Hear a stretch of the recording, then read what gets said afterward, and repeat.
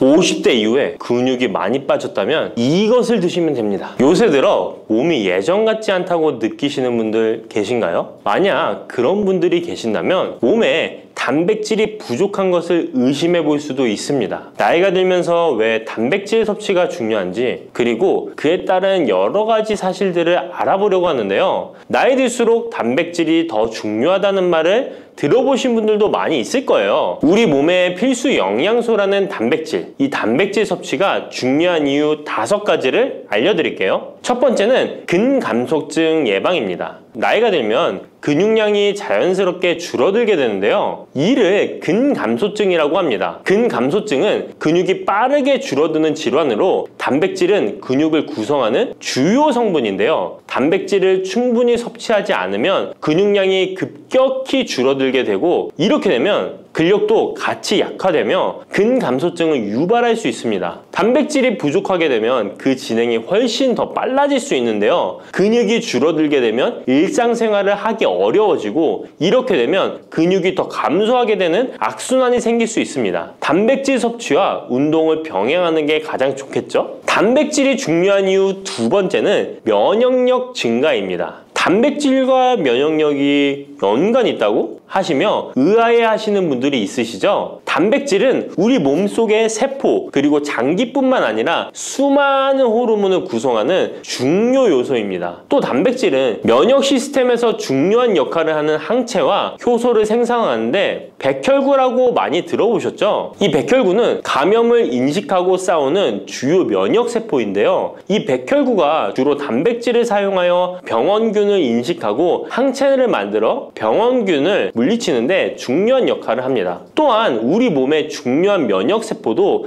감염에 대응할 때 단백질을 사용하여 신호를 보내고 병원균을 파괴하는 작용을 합니다. 나이가 들면서 면역 시스템이 약해지기 쉬운데, 그럴수록 단백질을 충분히 섭취하면 면역력을 높일 수 있습니다. 단백질 섭취가 중요한 이유 3번째는 심혈관계 질환 예방입니다. 단백질은 심혈관 건강에도 영향을 주는데요. 특히 식물성 단백질이 도움을 줍니다. 예를 들자면 콩류와 견과류 등은 나쁜 콜레스테롤인 LDL의 수치를 낮추고 심혈관계 질환의 위험을 줄이는데 도움이 됩니다. 특히 노년층에서 단백질 섭취는 고혈압, 동맥경화증, 심장병 등을 예방하는 데 중요한 역할을 합니다. 4번째는 피부의 탄력 저하를 예방합니다. 피부의 주 성분 중 하나인 콜라겐은 단백질로 이루어져 있는데요. 나이가 들면 콜라겐이 자연스럽게 감소하게 되는데, 이로 인해 피부 탄력이 떨어지고 주름이 생깁니다. 이때 단백질을 충분히 섭취하면 피부 건강에도 좋은 영향을 주는데요. 단백질 공급은 피부 재생을 촉진시켜 피부 건강을 유지하는 데 도움을 줍니다. 5번째는 골다공증 예방입니다. 나이 드신 여성분들은 특히 더 주목해주세요. 질병관리청의 보도자료에 따르면 대한민국 50세 이상의 골다공증 유병률은 22.5%로 약 5명 중 1명은 골다공증이 있는데요. 골다공증은 조용한 뼈 도둑이라고 불릴 정도로 초기 증상이 뚜렷하게 보이지 않지만, 골다공증이 한 번 생기면 이로 인한 고관절, 척추, 손목 등의 골절이 생기기 쉽고, 이로 인해 합병증 위험 또한 증가하는데요. 이 골다공증을 예방하는 데 중요한 요소가 바로 단백질입니다. 단백질은 뼈를 구성하는 중요한 요소 중 하나인데요. 뼈의 건강을 유지하는 데 필요한 칼슘과 함께 단백질은 뼈의 구조를 안정화시키고 골밀도를 높여서 골다공증을 예방하는 데 중요한 역할을 합니다. 한마디로 노년층에서 우리가 흔히 알고 있는 칼슘과 비타민 D와 함께 단백질 섭취를 증가시키면 뼈가 약해지는 것을 방지할 수 있습니다. 이렇게 중요한 우리 몸속의 단백질이 혹시 부족하게 된다면 무슨 일이 일어날까요? 단백질이 부족하면 여러 가지 신체 기능에 문제가 생기는데요. 첫 번째는 인지 기능 저하와 치매입니다. 단백질 부족이 치매를 유발한다니 놀라셨나요? 연구에 따르면 단백질이 뇌 건강을 유지하는 데 아주 중요한 역할을 합니다. 특히 기억력에 많은 영향을 주는데요. 단백질은 뇌에서 신경 전달 물질을 만들고 뇌세포의 구조를 유지하는 데 도움을 줍니다. 특히 학습과 기억력에 영향을 주는 시냅스에서 발생하는 신경 전달 물질의 방출과 수용체 활성화는 대부분 단백질에 의해 조절되는데, 예를 들어